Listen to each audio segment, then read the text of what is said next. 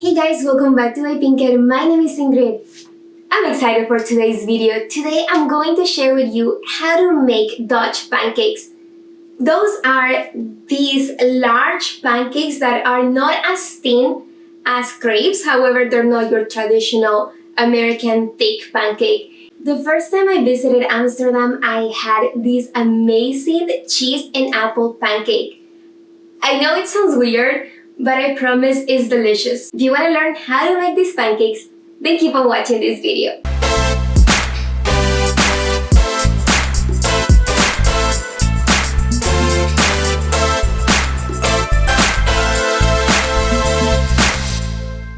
To make my life a lot easier, I actually gotten some pancake and waffle mix. This is vegan, it's gluten-free.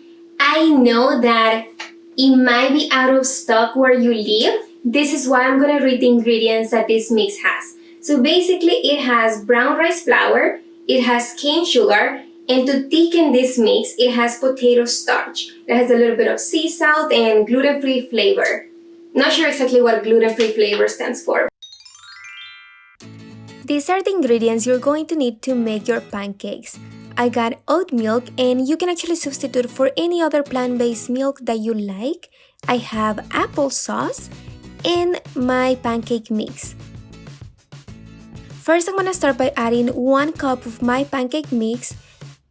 I'll add 1 cup of plant-based milk and 1/4 of a cup of applesauce. This is just to substitute for the eggs. Now I'm gonna go ahead and whisk it. This is a fun trick I recently learned. Basically, if you do the shape of an 8 and a 0, you get most of the ingredients mixed. This is just fun and you can whisk however you like it. When it comes to vegan allergen-free cheese, I think you might have more options than me. I like this Parmesan cheese from BioLife that is coconut milk base. What I'm gonna do is that I'm gonna grate this. I'm thinking that I'm probably just gonna use half of this tiny block that I have left.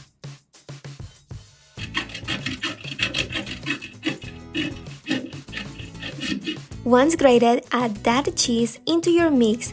And again, just like I mentioned before, when you whisk it, you can do the 80 trick or you can whisk it however you prefer. Now let me slice our star ingredient that I already washed.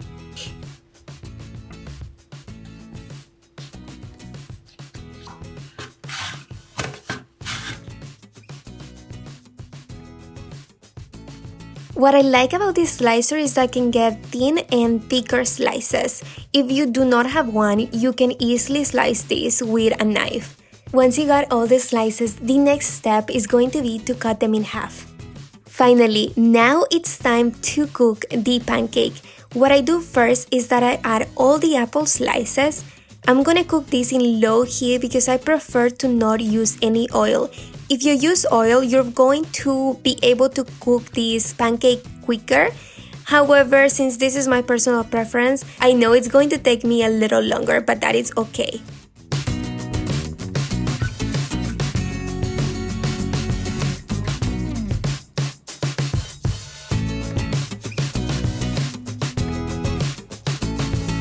Since this pancake is going to get cooked in low heat and also without any oil, I'm gonna go ahead and cover it.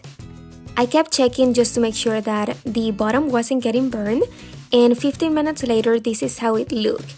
I realized that I was able to lift it, however, I was just kind of worried that it will crack in the middle just because of how big it is, so I thought of another solution. Maybe if I put a plate on top and then I flip it, I will get the pancake out of the pan. So let's see how this went.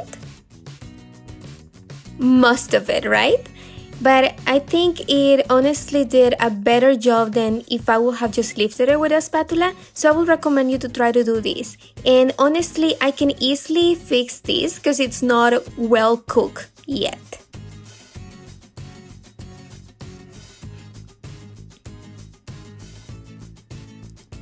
I know guys, this is the part that took a little longer and I was a bit frustrated that it folded, But with the help of the spatula and a little bit of patience, I was able to fix it.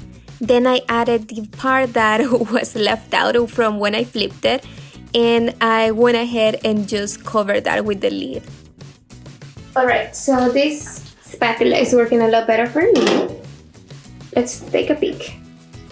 You see, now it's already dark, so it's ready to serve. To get it out, I'm gonna use the same technique. Just cover this, flip it, and then I'll show you in a moment how that's gonna look. All of you know that the best part of the video is getting to try the food that I just made. I honestly love my pancakes with some maple syrup, so I'm just gonna add a bit. That was like a lot.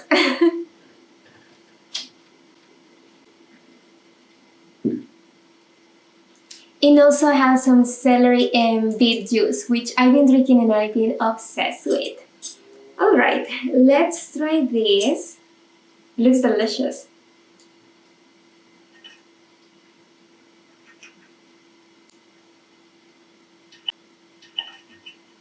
It's really soft.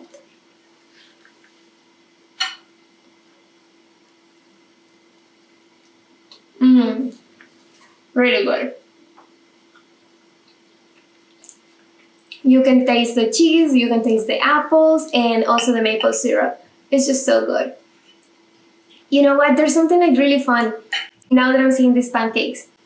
Last year around this time, I was actually in Bali, and I'm not sure if you knew this, but the Indonesians got colonized by the Dutch. So when I went to Bali, they offer pancakes every single morning. And I actually asked because I noticed that the pancakes were large, just like the ones that I've had in Amsterdam. And they told me that it was because of that, because since they were colonized by the Dutch, they kept those pancakes, so they still make it. And it's really funny because a lot of the tourists that go, especially the Dutch, get tired of eating pancakes because they have pancakes back at home. So now you know, if you're ever in Bali, you're also going to be able to try these pancakes.